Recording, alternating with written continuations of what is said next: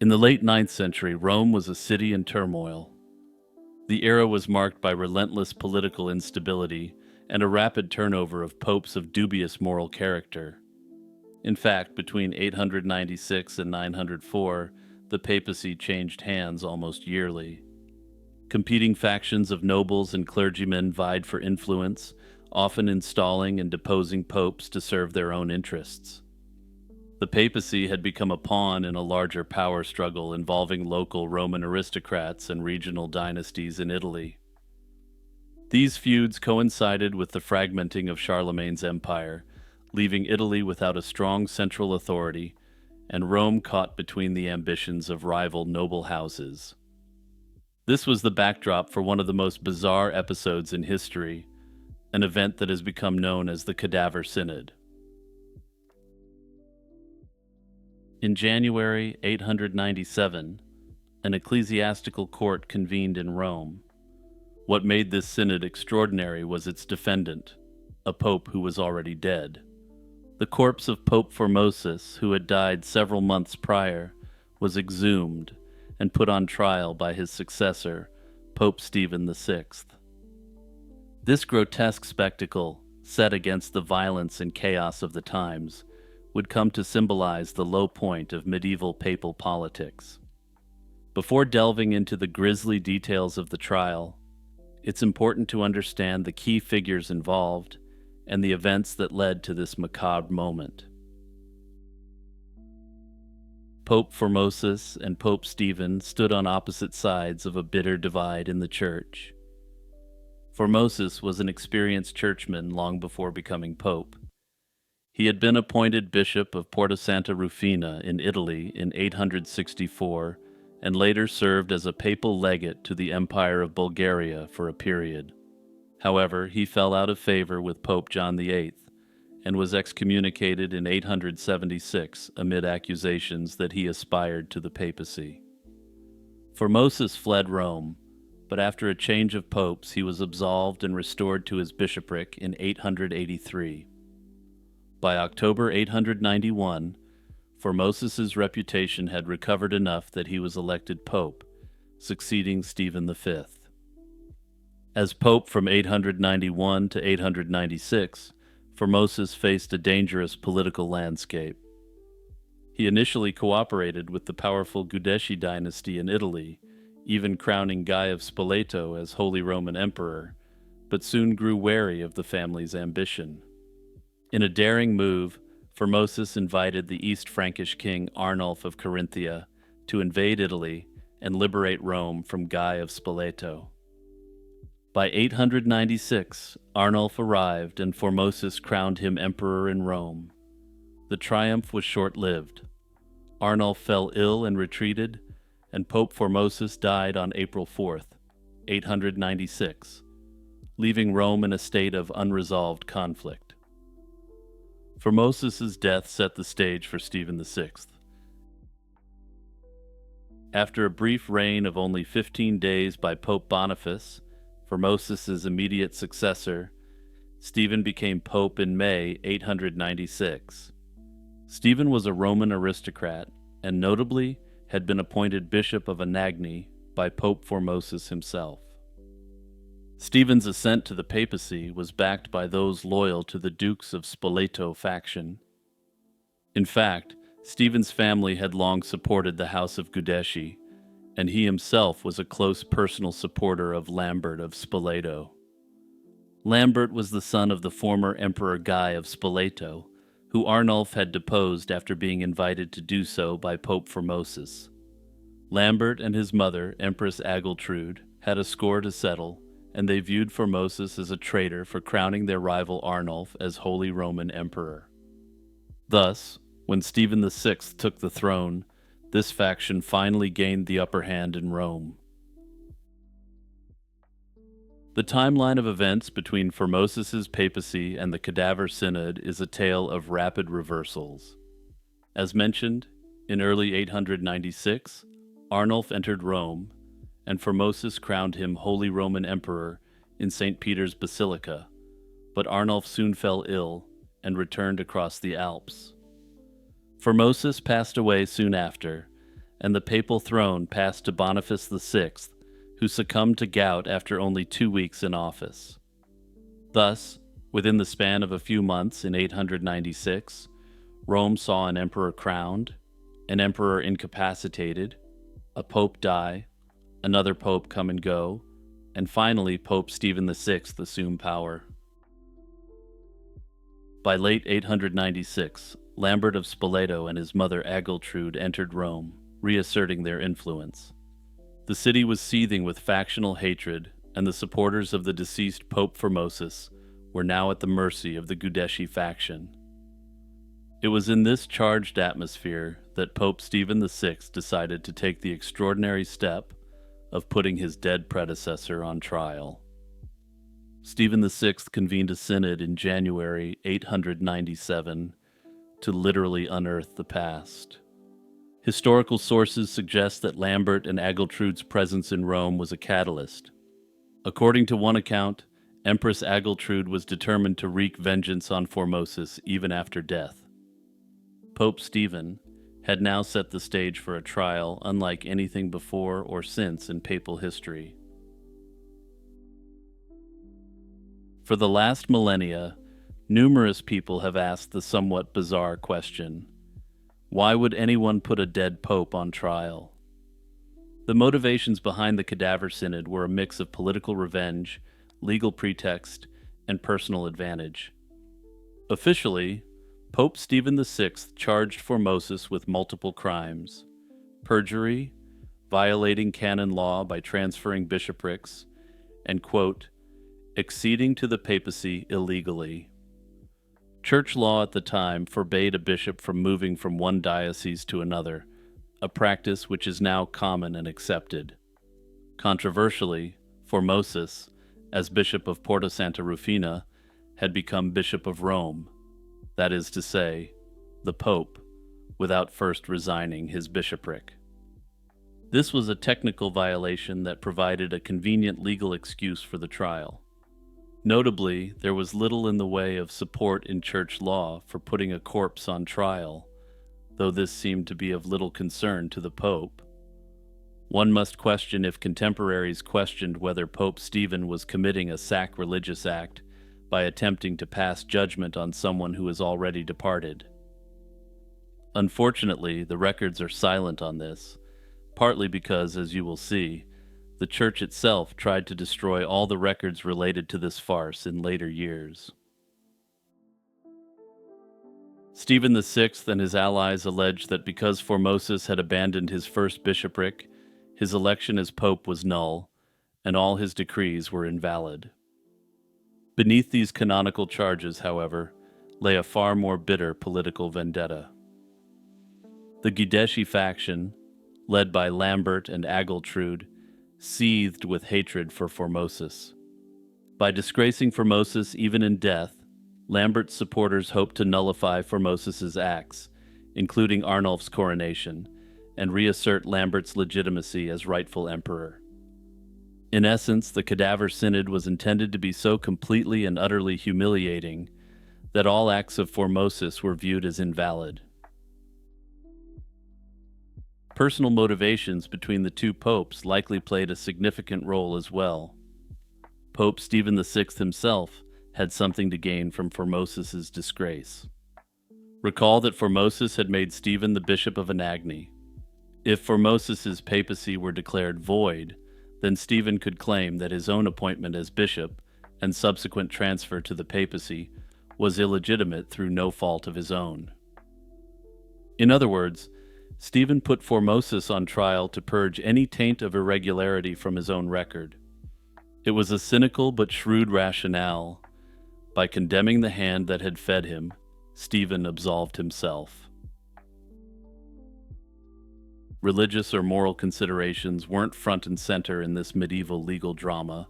Nearly everyone recognized the trial as driven by earthly politics rather than divine justice. Yet Stephen VI cloaked his actions in the language of church law and righteousness. He portrayed Formosus as a perjurer and usurper of the papal see. He was a man whose very corpse had to be punished to right the wrongs he had committed against the church. In January 897, under the vaulted ceilings of the Lateran Basilica, the corpse of Pope Formosus was brought before an ecclesiastical tribunal. Monks reportedly exhumed Formosus's body from its tomb, and the roughly 9-month-old cadaver was dressed in papal vestments and regalia. One can only imagine the scene. The deceased pope's rotting remains seated upright on a throne, clad in rich robes, with a mitre upon his skull. The stench of decay must have hung heavy in the air as Pope Stephen VI opened the proceedings. To give the corpse a semblance of participation, a deacon was appointed to speak on Formosus's behalf.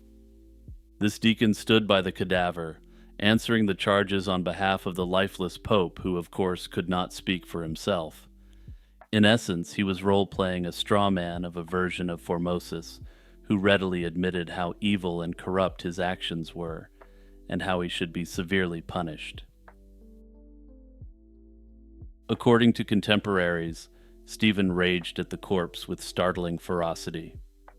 The 10th century chronicler Liutprand of Cremona described Stephen shouting accusations directly at Pope Formosus's remains.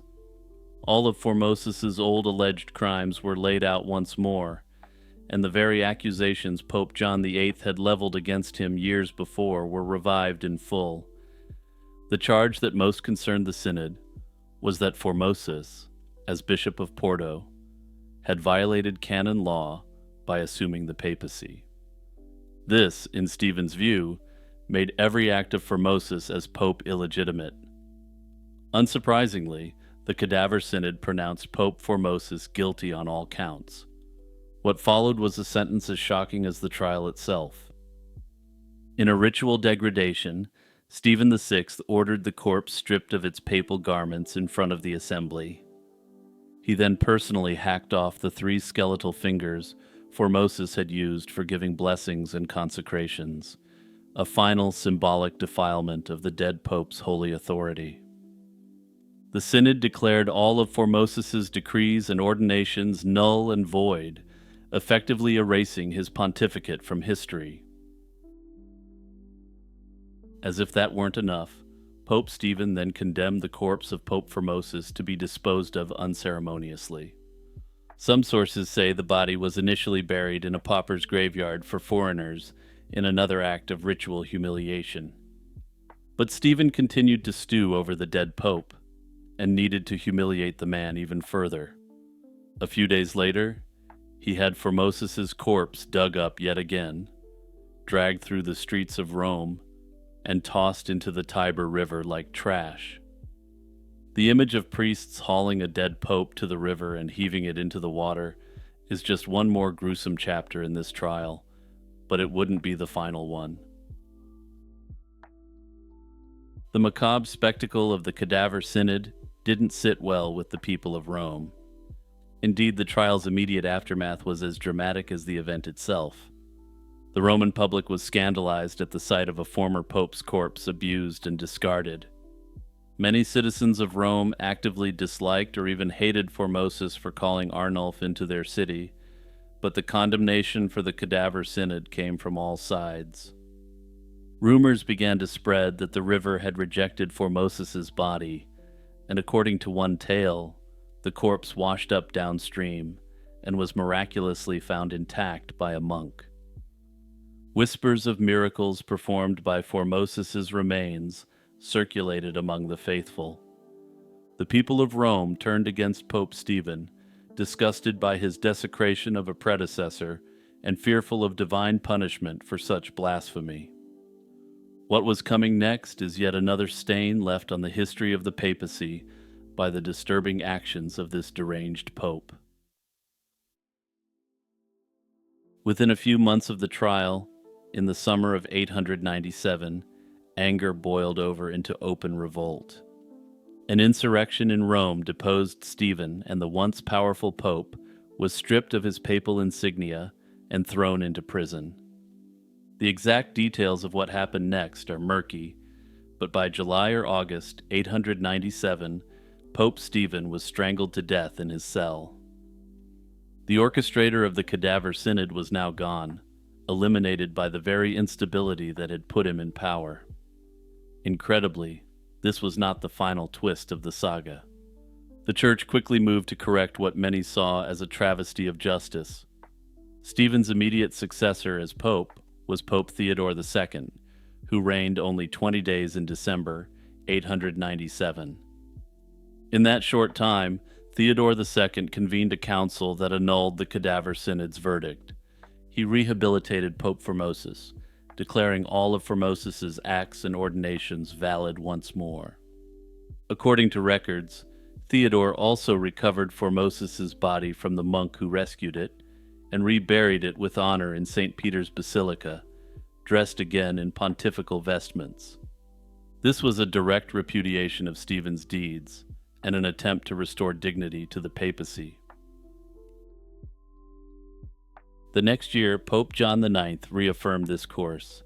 John IX held synods in Rome and Ravenna in 898 that confirmed the nullification of the Cadaver Synod.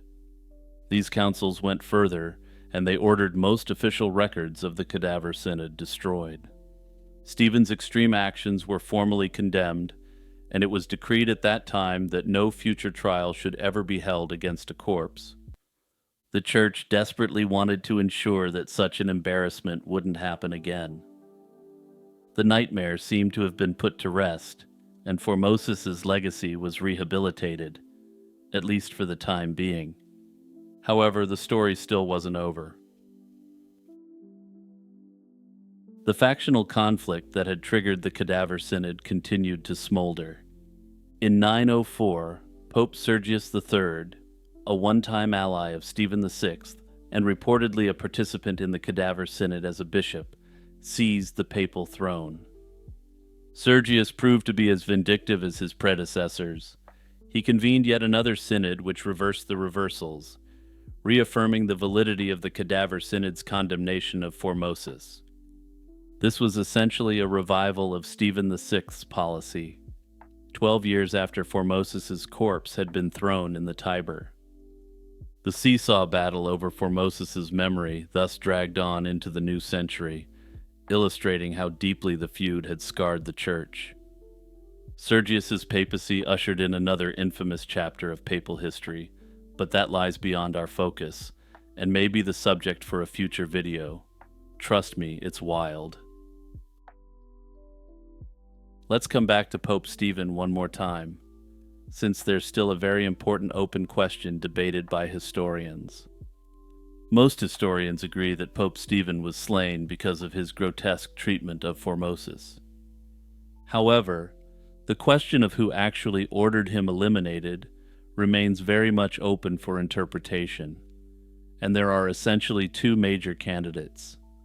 Most sources speculate that he was slain by the Formosan sympathizers who tossed him in jail to begin with.